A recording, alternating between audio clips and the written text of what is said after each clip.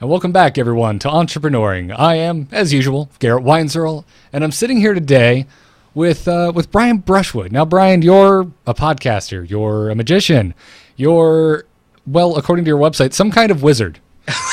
You know, it's weird. Part of me longs for the simpler days of 10 years ago when you asked, what do I do for a living? I tour with a punk rock stage magic tour. And that's it. Blood and guts magic, going from university to university all over the United States. And then things got more complicated once we started doing Scam School, a show all about how to win free beers at the bar. That became a YouTube channel. And out of that spun a few podcasts. Now I do Weird Things, Night Attack, and Cordkillers. And on top of it, then they got really complicated when I got a TV show on National Geographic, and now I don't even know what I do. Yeah, and so there's your resume, real quick. You by the way, you've gotten very good at rapidly firing off all the disparate things that you do, which is something I'm working on. That's leaving out a whole bunch of stuff too. You know, you have father, husband, dog walker, all of the above. Yeah, all the normal life things as well. I like dog walker. I'm going to add that to my business card. Add that too. My Chihuahua's over there just staring at me, just like, what are you doing? That's Ali Spagnola, who's a very, very talented musician, does a whole bunch of different things, but she lists on her business card exceptional high fiver, as if that's all that matters. That's wonderful. That's absolutely wonderful. So why don't we back it up though, because you weren't always this. I don't know, cornucopia of an entrepreneur. Like no, I guess I was always entrepreneurial. I guess. Yeah. When I was going to college, and I remember I got into magic when I was a freshman at college, and when I came back home for the summer, it occurred to me like, oh, well, I guess I'll go back to work at the movie theater just like before. But then I talked to my friend Gordon, and I said, you know, everybody is just going to wait tables and do day jobs. What if we just tried to do magic at restaurants, you know, either for tips or getting paid to keep people entertained on certain nights? He's like, well, how do we get permission to do that? I was like, I don't think we get permission. Let's just put on our Sunday best, put on the nicest suits we have, just go around and ask. And so sure enough, we went around and waited until, you know, Monday, Tuesday, or 2 in the afternoon, walked to ask the general manager. We got gigs where we get paid $20 whole per hour, which was like just a mint as far as I was concerned back then. and all that summer did magic on the side. And then I went to college, and it was like, why don't I keep doing magic on the side? So I continued to do magic on the side. And then I got a day job, worked at Dell in their high-end tech support.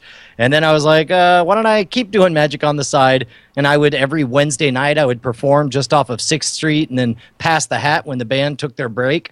And then at some point, I got a raise, and it scared the crap out of me because I realized this is how you get trapped doing something that you hate for the rest of your life, is the money just gets too good to walk away. So as a direct result of getting that raise, I said, yeah, I'm going to take a year off and try this magic thing. I'm just going to get it out of my system, and then I'll come back. And then 2 years later, I was on The Tonight Show and touring all over the United States. Jeez. That's so few people. I feel like that's the natural progression of events, right? I got a nice raise. How wonderful. I quit. Well, and it was a surprise even to myself because, like, on the one hand, I was thrilled, but in my mind, I was always able to keep my heart at arm's length from my job. You know, the job was a fine job. It was good people that I got to work with, and as far as working for the man, you know, I got a lot of free stuff, and nobody was hitting me at any time. So it was a fine gig, but I just realized that. Do you know what did it was? There was one show I was doing for another corporate group. It was on the weekend. I went and got paid, I think, $500 to do a show. And I looked and I was like, wow, these are just like the people that I work with. How crazy. And one of them, it turns out, had grown up in or around the circus, and so he knew how a lot of the magic I was doing worked. And he basically held court at the back of the room. Every time I would finish an effect, somebody would run to the back. They'd ask, how did Brian do that? And then he'd just roll his eyes. He'd be like, oh, that old thing. Let me tell you, it's this wire that goes in this blah, blah, blah. And I thought to myself, like, what kind of person would do that? This person grew up in the variety arts. He should be supporting another performer. And then I realized, hey, Brian, let's do a thought experiment. Let's picture it's 15 years down the road. You're now at the Dell corporate Christmas banquet. There's some magician that you know everything he's done, and it just chaps your hide that he's up there on stage, and then he's getting all this applause, and you know that came right off the shelf. And I realized that's what happens is you become something you don't want to be, and you feel resentful of other people's success. And I was like, I don't ever want to be that. Even if I do end up working at a job, working for someone else for the rest of my life, I don't want to be that guy who always wonders what might have been because I got trapped. And that was, to be honest, when I quit, it was the weirdest conversation because the vice president of the division came and was like, okay, Brian, we've already had we hear you want to quit. What's it really going to take to keep you? And I'm like, let me just do magic for you, I guess. I don't know. I'm gone. I'm doing this for artistic reasons. And it ended up being far and away the best decision I've ever made because and you know what it's like, Garrett, while I've worked so much more per hour, it never feels work the way it did when you're working for someone else. No, not at all. That's something I've rapidly been noticing as well. I am noticing that I'm working like crazy since I've started working for myself pretty much 100% now. And but at the same time, you're right. It's like, man, I sleep really well because I'm just so jazzed. I'm so proud of what I'm doing. Well, whereas when you're working for someone else, when you get excited about how close you are to your next bathroom break, you're probably not doing what you're built to do. That's probably not the right fit for you. Oh, that is one of the most horrifying analogies I think I've ever heard. And the real bitter thing is that when you're working for someone else, or at least for me, anytime you're working on the clock, and each day felt like an eternity, and yet a year would just whip by so fast because every day was the same. You're like, oh, I guess, look, it's already November again. How did that happen? Whereas when you're doing entrepreneurial work, for me, something about the project-based mentality, the fact that you move from one thing to another thing to another thing, or in the case of touring, you physically move from state to state to state. You look back after every week and you're like, holy cow, I went all over the United States in just this past week. That was a lifetime I spent on the road, and here I am again. Right, absolutely. Your life kind of very quickly becomes compartmentalized into like month chunks. And it's like, well, absolutely. What are we doing in May, guys? All right, let's look at this. Oh, wow. Okay, every weekend is already spoken for. These are all the things that I'm going to do. I mean, I'm planning my first convention right now. Yeah, which I'm very excited about. Which you're coming out for, which I was not here to plug it. It's very subtle, very subtle. Well played, Garrett. You know what? I'm not even going to say the name. Oh, I will. I'll say it's CreateCon in Orlando coming up this summer. It's going to be amazing. It's going to be fun. Yeah, I forgot you were coming out to it for half a second because it's like, I'm here interviewing Brian Brushwood, and I'm going to pretend like I don't know some of his story.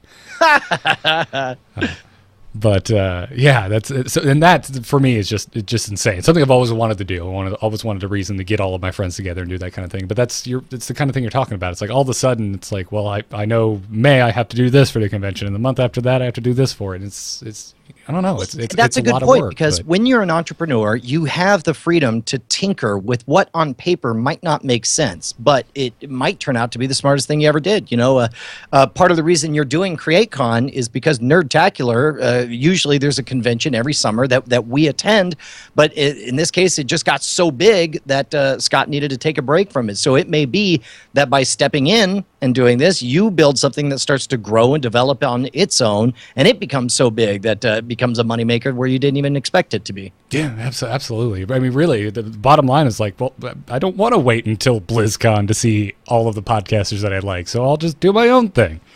To be honest, that's how I made my transition into on-screen, from on-stage to on-screen.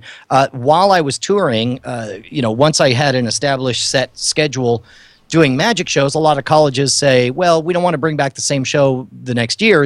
What else can you do? So I put together a 90-minute skeptical stage lecture giving a magician's perspective on pseudoscience and the paranormal.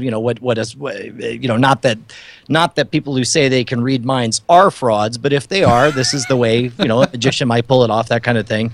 And during this time, I got asked to do a television project. So I developed some stuff for Court TV, now True TV. And unfortunately, halfway through the project, my champion moved off to another network. And then what they got is somebody else who inherited the project didn't really get it. They got something very bland and it didn't go anywhere. And I realized, okay, if I did want to do television, if I wanted to be a hot commodity, what's the number one thing they're going to want? And then it was like, well, clearly somebody who had experience in front of the camera. And I had none. And this was 2006. So 10 years ago, I said, well, what do I got? I got a couple of cameras. They're crappy little cameras. There's this new platform called YouTube that just launched. There's a booked tour schedule I have, and so there's lots of idle hours as we drive all across the U.S. And so I decided, purely as an exercise in, number one, learning how to talk on camera, and number two, how to edit, how to tell stories, and also for the cachet of just being able to say, hey, no, I have a show. I mean, granted, I'm the one who makes it and probably the only one who watches it. But I started doing Brian Brushwood on the road, and you can still find him if you search YouTube for Brian Brushwood on the road or BBOTR. And they're not good, but and nobody watched them, but they were invaluable in letting me discover whether or not I had a knack for things, how I could make it work. And then when I went to go pitch Scam School, I wasn't just a nobody off the street saying, hey, give me a show, Revision 3.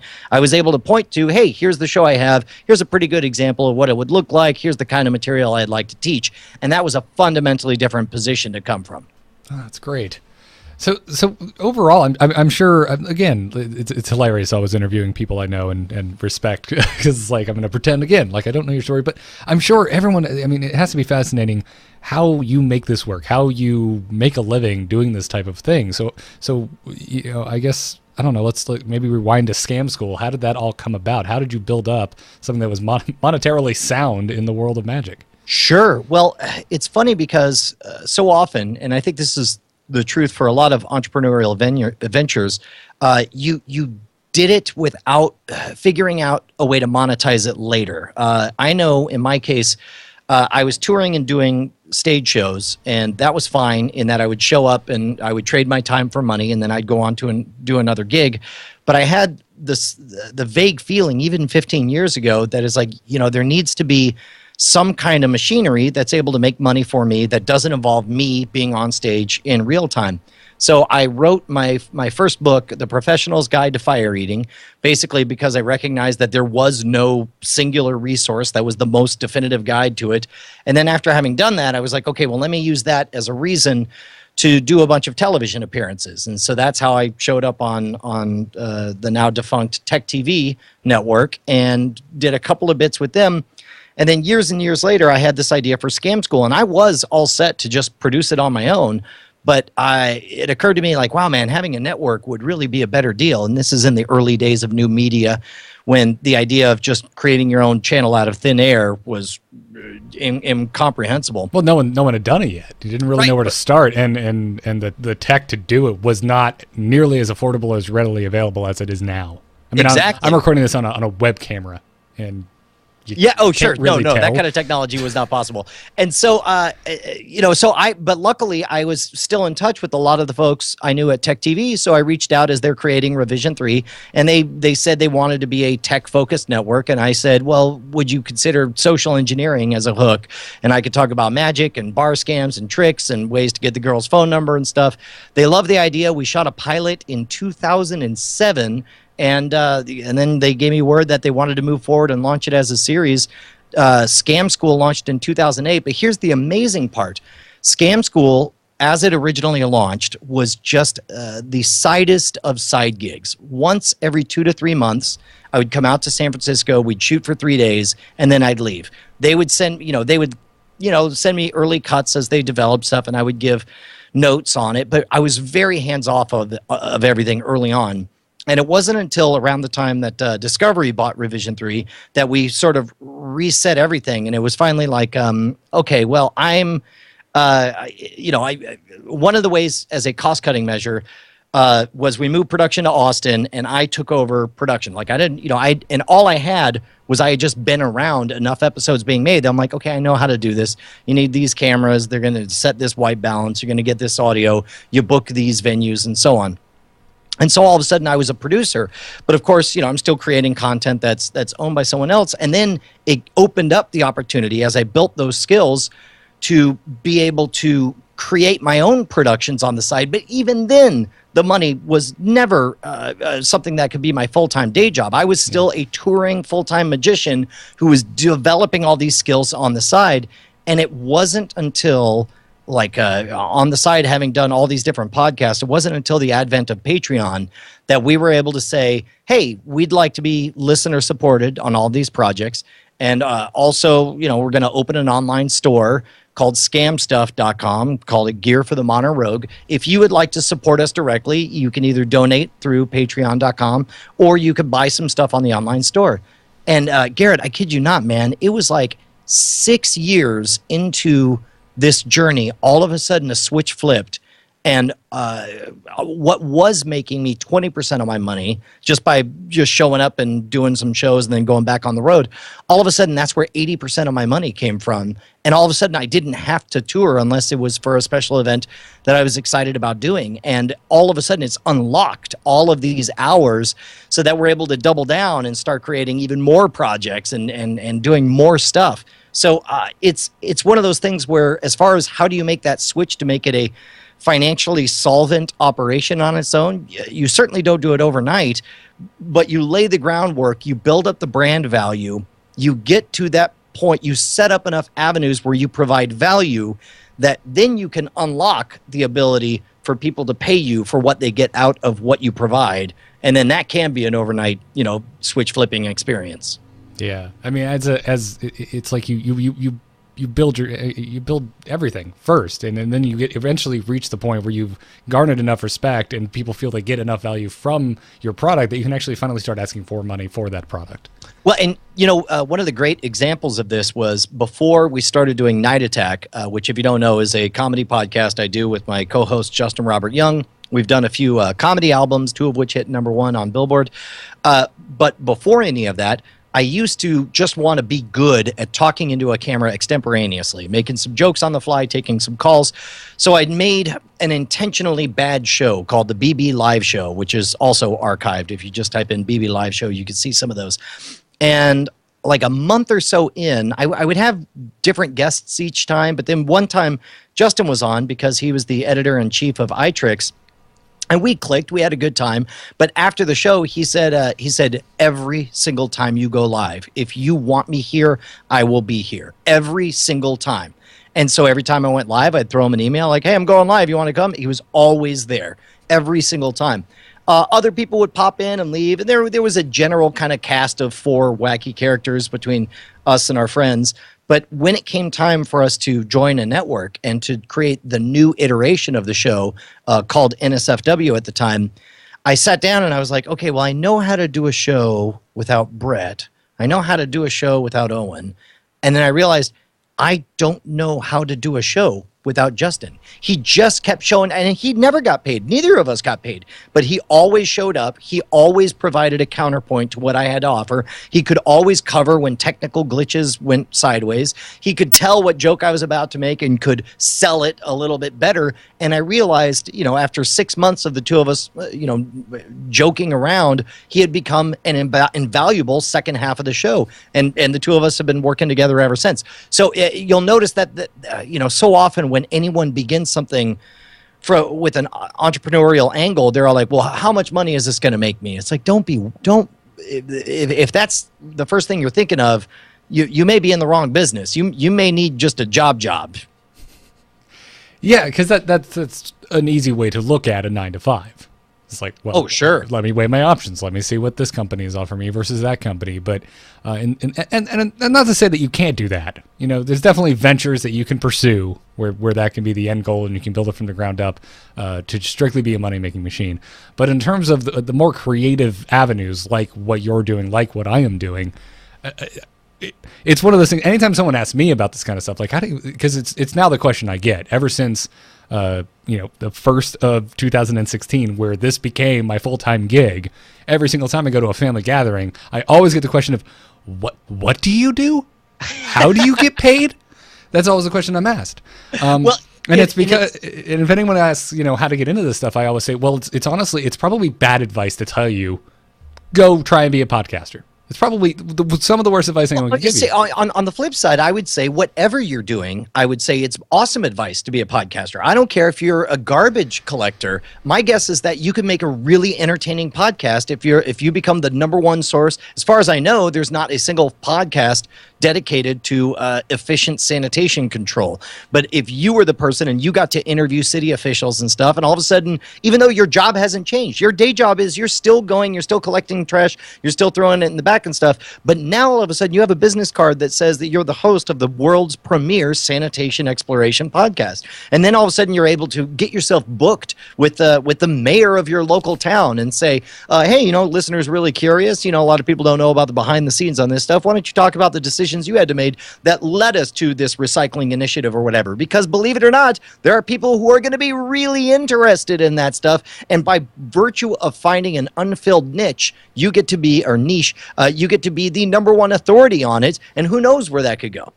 You're absolutely right. And I want to backtrack because you mentioned Patreon, and then we kind of moved on from it. And it's something I feel like we do need to bring up because in the realm of new media, crowdfunding in general, I mean, Kickstarter was kind of the first to come along and had a huge effect on new media, but Patreon was a huge boon for anyone doing ongoing content, which is exactly what you do. Yeah, no, in the hugest way. And of all things, it happened just because, I follow a lot of people on Twitter hoping to discover fans. And in this case, I followed Anthony Previtelli, who works at Patreon, and he DM'd me back. He's like, wow, are you familiar with Patreon? I'm like, yeah, I've heard of it or whatever. And so we started swapping emails back and forth. And I was like, yeah, to be honest, all these gigs, I don't really see a place to put Patreon in there until Tom Merritt and I took our show about cutting the cord independent. And we were like, oh, how are we going to get sponsors? Because, there's this sort of established playbook for starting a podcast. And I was like, well, we got a lot of people who were very visibly going independent here. And I think a lot of people want to support us. Let's say we try this Patreon thing and see what happened. And so we launched a new show, and along with it, we launched a new Patreon. And to our shock and surprise, there was a massive outpouring of support that has stuck around for over 2 years now. For 2 years, Cordkillers has been one of the top 100 most funded podcasts on Patreon. And then Tom started another show, his Daily Tech News show, and the support has been so great that what are they up to? And all of this is public. That's one of the things that you get out of Patreon. Yeah, that's the insane thing about Patreon. But yeah, DTNS is, I believe, beyond, they're over 10,000 an episode. No, 10,000 a month. He does 10,000 a month. Sorry. Yeah, it's $15,000 a month he gets from Daily Tech News show. Just shy of 5,000 backers. Yeah, that is amazing. That is an army that you command and people that you can reach out to. But here's the important part. He didn't gather an army and then start a show. He started providing value years and years beforehand, before he created any kind of opportunity. No matter what kind of entrepreneur you are, whether you're creating widgets, whether you're dealing with the audience directly, whether other businesses are your clients, you first provide value and then figure out a way to receive money for that value. Because, for example, we get a little bit of money from sponsors on each episode of Scam School, but there's still untapped value that people have. They're all like, oh man, Scam School is the reason I got this girl. I remember getting free beer this one time. It wasn't until I wrote the first Scam School book that there was suddenly an additional way for somebody to say like, oh man, I've really enjoyed everything I've gotten out of Scam School. Now I can get more out of this book from Brian. That's part of the reason that bestsellers are almost never first-time authors. They're almost never, whoever's in the top 10 best-selling book is almost always somebody who has provided a lot of value in some other format. They're a famous movie star. They have a television show. They have a radio show. They have a podcast or network or whatever. And then they create this book so that they're creating other types of value. And that's when you're able to cash in. Oftentimes, what builds up value in the minds of your audience is not what makes you the money. It's what makes you the, and there's a asynchronicity to it. Yeah, absolutely. Something what I've found out as well. The advent of Patreon was really just kind of mind blowing, and it was hilarious how perfect it was. It's funny. I don't want to go too much into Tom's story because I'm going to have Tom on the show, but it's funny how perfect the timing seemed to be for what was going on in Tom's life at the time. Sure. Well, and that's one of those things where it's like there's no good things or bad things that happen. There are just things that happen, and it's how you pivot. For example, one of the strange counterintuitive universal truths is that everybody acts like it's a giant disaster when a factory closes or a bunch of jobs get lost or whatever, when somebody gets laid off. And yet, 5 years after the fact, you go back and you ask every single one of those people, hey, are things better or worse after you got laid off? They almost all say it's better because we don't naturally love the chaos of a giant transformative experience like that. So as a result, nobody seeks them out. However, more often than not, for the first time in years, you're able to assess your value, what your gifts are, what you have to offer, and you're like, well, how much do I love pulling this lever at the robotics factory? Maybe I'd really like to make quilts instead. And so, you find yourself talking to somebody in an elevator who's runs a quilt making factory, and you decide to give it a try. And you oftentimes end up making more money doing something that you love because you've iterated and tried something different. And in the case, let's say during that 5-year stretch, let's say you take a temp job just because you need the money and it's something you hate. Well, you now have a valuable data point of saying, hey, guess what? I figured out I hate working fast food and I'll never do it again. But that kept the lights on long enough and it lit a fire under my butt to get me into the quilt making business. Yeah, absolutely. I think we all have stories like that. I mean, let me tell you about working in a pet store in Los Angeles. And it's valuable. It's like, as a matter of fact, artistically, one of the best pieces of advice I got when it came to writing a magic show was I was reading I want to say it was Genie Magazine. It was an article by either Penn or Teller, and they made the counterintuitive point of when you're writing art, don't let love be your guiding force. Because if you love something, let's say you love a particular flower, or let's say you love a particular magician, and you want to, if you want to make a painting of that flower that you love so much, the best you're going to do is a pale imitation of what that flower actually is. The flower itself is the piece of art. I, as a kid getting started in magic, loved Penn and Teller, but if they were my inspiration, the best I was going to be is a shabby Penn and Teller knockoff. They said instead, let hate be your driving force. And it was like, what? And they said, no. Figure out everything you hate about a magic show. Go watch as many magic shows as you can. Figure out exactly what you hate in them. Make a list and then be the exact opposite of that. You will now be something completely original, unexpected, and new, and it'll be 100% your voice, and yet artistically it will matter and resonate with other people, which I thought was, I think that's true from an entrepreneurial experience as well. But, I had the hardest time in college because I couldn't specialize. I didn't know what I wanted to do. And what I should have been doing is figuring out everything I hate, things I never want to do. And the answer is I don't want to do tedious book work. I don't want to read more history books and be expected to remember details that will never matter in my life. I want to be hands-on with things. The only way you find that out is by doing stuff that you discover you hate. I really wish I had talked to you when I was starting college. Yeah. I wish I had talked to me back when I was starting college. So I'm thinking about it now, being in arts college and just hating every second of my life while I was trying to learn how to paint in acrylics and being like, this is awful. Why do I have to do this? But thinking, no, this is something you have to learn. They're telling you have to know this. In reality, I should have just been like... To be honest, they were right in that you needed the experience of being miserable doing that so that you could discover what you love. Yep. It's like, I don't want to sit in a room by myself painting with plastic paint. Exactly. That's a good point. You're right. Now looking back on that was a valuable learning experience. Now everyone, flip over your table, set fire to your house. I don't know if it goes that far, but on the subject of Penn and Teller, just take a minute or two to revel in your success because I know you're a huge fan, and I know that you eventually ended up on their show. Yeah. What was that like? It was so surreal because I've been a fan of Penn and Teller since I was in second grade. And when I was 19 years old, I went out and caught their show in Houston. And on a lark, I asked Teller to sign my 3 of clubs to my bastard son. And he thought that was pretty funny. And then somehow, almost a year later, I found myself on his mailing list. And he was putting out essays on the nature of magic and touring and stuff. And I was like, oh my God, now I could write Teller. So I wrote Teller 3 or 4 times, and then I deleted the email because I didn't feel like it was unique enough or didn't have much to say.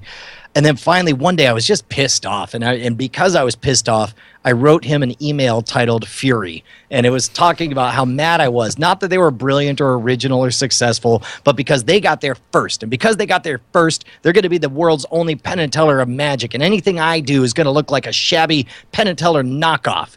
And just writing the email was cathartic. I hit send and didn't worry about it. When I woke up the next day, I found this amazing, life-altering 4.5-page essay written by Teller to me, starting off with the first words being, my dear bastard son, it's about time you wrote, my boy.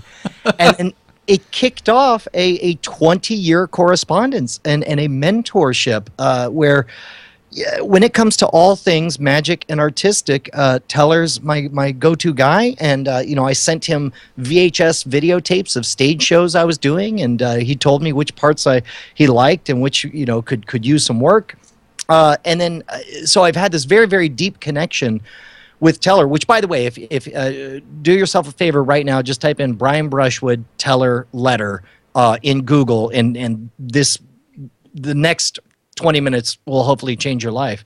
So at any rate, having this close connection, when the folks from Penn and Teller's Fool Us reached out to me and asked if I'd like to be on the show, I immediately wrote Teller saying like, hey, Penn and Teller's Fool Us asked me if I wanted to be on the show. I guess I'm disqualified, right? Ha. And Teller responded like, oh, no. You should definitely consider being on the show. We never have any ideas. Like, number one, don't tell me if you say yes.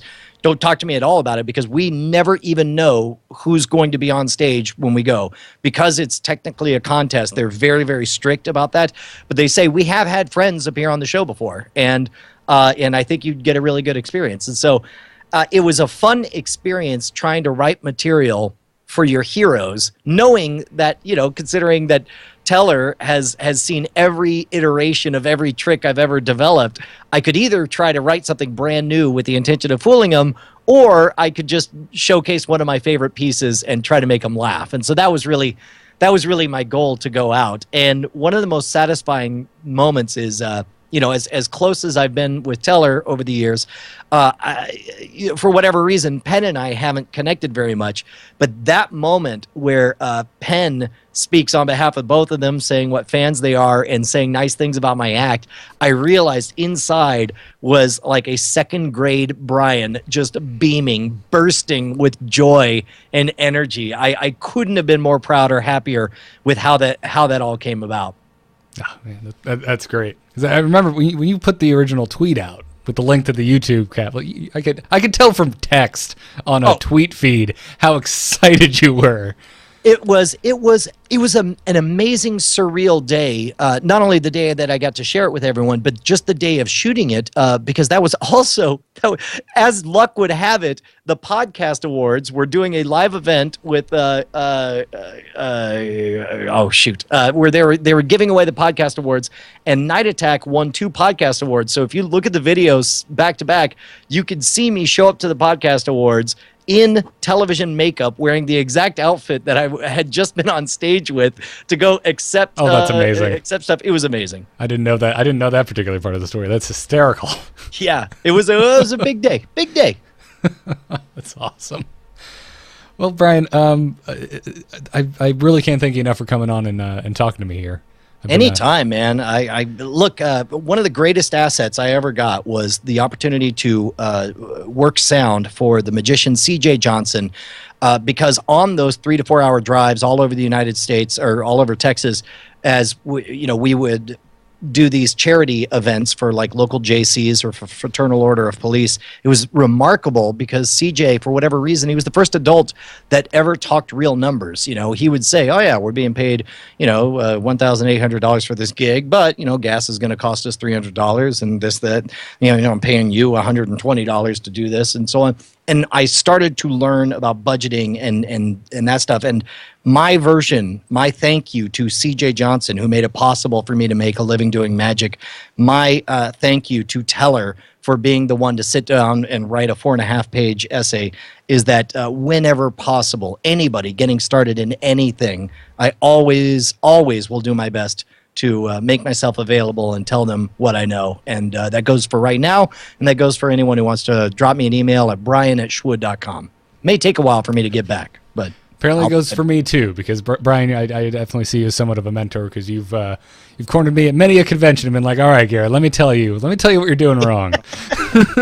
Yeah, I'm a little more direct after I have a couple of beers in me. Oh, yeah. And guys, I can tell you right now, it's just as entertaining, if not even more entertaining than what just transpired here.